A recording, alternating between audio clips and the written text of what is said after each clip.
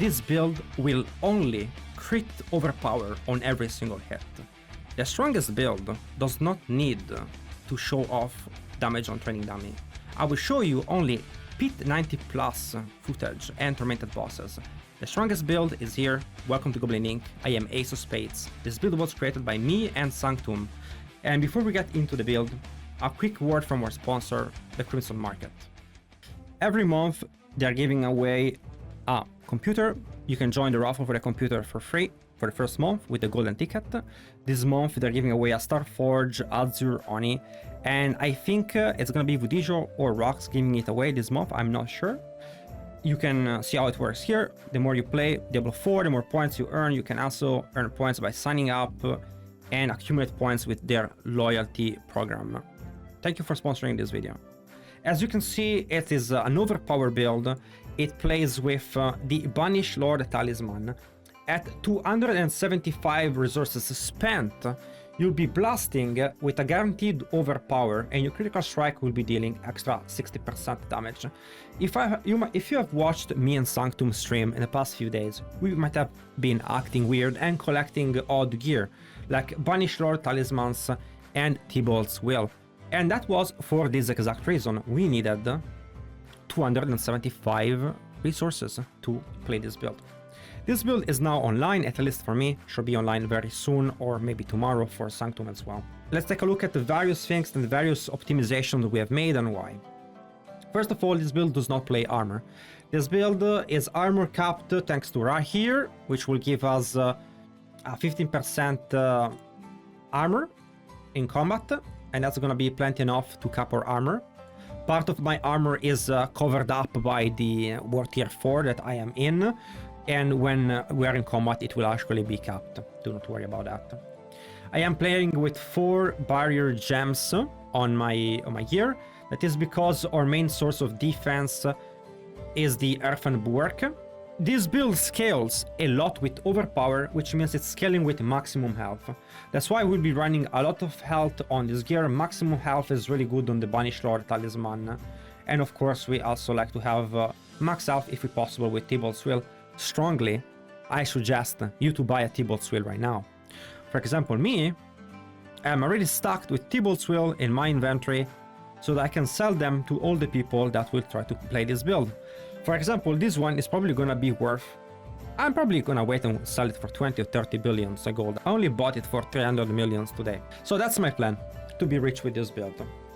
I am capping my resistances with Tyrell's Might, but you also have the option, if you do not have the gear, to cap your resistances with Yen's Blessing instead and play that instead of a normal pair of boots. That, generally speaking, it's an easier way to obtain this build. The hardest part for this build is to get enough maximum resources to activate this. That's why I've made 3 versions of this build. The leveling build, the mid-game build based on armor, and this build based on maximum resources. That is a lot more gear requiring. So this is something that you should be aspiring for. You're gonna be needing a ton of maximum resources. Maximum resources on Kapalaka, which I would suggest to get at least 1 or 2 masterworks on. Mine is bugged and I can only masterwork velocity. No matter what I do, I will always get velocity on my Kapalaka. It's just bugged. Nothing I can do about it. Thibault's Will with the GA maximum resources is important. The most important thing is to play with the glyph, which is Menagerist. Menagerist buffs the magic nodes, which gives resources. As you can see, we've been running with the different glyphs otherwise, but Menagerist is the one that I've been leveling up the most. It is for me at 93. And 93 is where I got myself at 275 for this setup. I would have not needed it to be that high if it wasn't for my bug on Road of Kapalaka. We have the possibility of crafting an Harlequin Crest, and Harlequin Crest gives maximum resources. So if you have Harlequin Crest or you have the ability to craft it, that's a good choice because it pretty much reduces your needs for this build to almost 0. Yes, you will not have your Tyrell's Might if you craft your Shaco first, but your build will be online. Like I said, this build does not run armor, and the reason why we've been saying that Touch of Death is actually weaker than Quill is not because the armor version of Touch of Death was weaker, but because this build, Quill, does not need as many legendary items, in fact prefers uniques like Thibaut's Will, and also Banished Rod Talisman. The thing that they have in common is that they are not legendary items, meaning that I cannot masterwork useful things for Touch of Death. Touch of Death will benefit from utility slots where I would be able to craft things like Swarm Duration, and Swarm Duration would increase my damage, meaning that builds that utilize a lot of legendary items, and that was the meta when armor was uncapped. When armor was uncapped, then builds with legendaries, and then Touch of Death would be the best. But now that armor has been nerfed, it's the time to play with our unique items, in this case, the Banished Rod Talisman. Let's go over the aspect. Quill Volley, we have Ring of the Midnight Sun, Kepaleka, of course. I like to play with Soar plus Vortex. This is not the maximum damage setup. You could be running 5 Ferocity stacks if you have. My aspect is still pretty weak, so I'm not running it.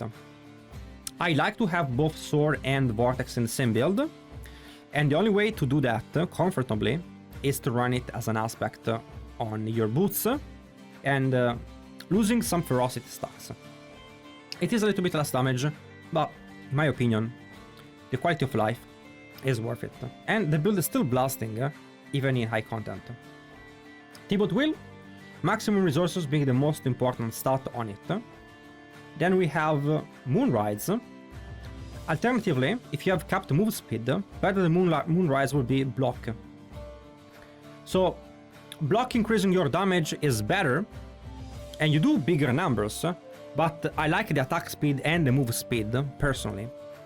Like I said, the strongest build in the game does not need to get the biggest number on the screen. It looks impressive, even when I choose utility and speed over big numbers. And that's how the best build should be.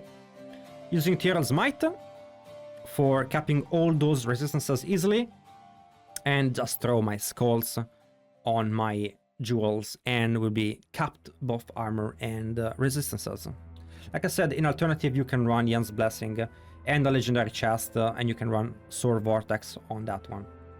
For the Spirit Hole, Jagger is more damage, and Gorilla as your secondary passive works just fine. If you still find yourself to be too squishy, which many might be, especially if you do not have a lot of berry gems like me, you might prefer to run with Gorilla and Jagger. No one is gonna complain about that, it's not a big deal. Ability wise, not much has changed, we're still running Quill with balanced exertion. Vigorous might need to be 1 or 3 depending on how much resource generation you have. You only need as much resource generation as it is needed to recover 100% of your resources with Midnight Sun. It is covered in the build. You can read in the FAQ, talks a little bit about that. Unrestrained Power. We have Ravager, enhanced Ravager here, and we have Armored Hide, Counterattack, Reinforced Counterattack here, of course. Still Scourge for healing, and I'm taking Dominant and Resilient. Dominant works with Vortex, which knocks down enemy, as long as you have a barrier, so that's very useful. I take Brilliance for more damage based on move speed, full points important, and Furnace. Same things for Resolution, Spiritual Attunement, and Supremacy. 1 point in the Hunter, and we finish up with the Prodigy's Tempo. For the Paragon, we'll take a quick look. You wanna go for Colossal. You wanna have Spirit. It's also possible to have Kenny here, but and that's what I will have in the build down below. This is a 4-board version, and if you are like me and you do not have a full Paragon, you might wanna be running Spirit in this board, and so you can copy this one rather than the one on the planner, which is the complete version for, 250 Paragon points. Next, we'll be having Menagerist and in Sapping. Of course, we'll be taking Talon in Convergence, and that's gonna be all for the Paragon board. For the Mercenary, we're gonna have to get specifically Valiance. And that's important because Shield Charge provides us with ability to get as Rahir armor, Right here's guard provides with 15% armor. We get armor count. Most important of all, it will be provoke, gaining damage reduction, and we get mocking lure, of course.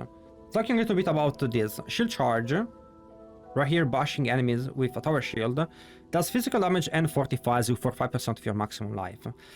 Fortify is important because the more fortified you are, the more damage you do with overpowers. So this is an important thing in the build, and it's important to try to maintain your barrier as much as possible to not lose your fortify. My second mercenary is Variana, and we'll be running Bloodthirst on her. This is it for the build. I hope you guys have enjoyed it.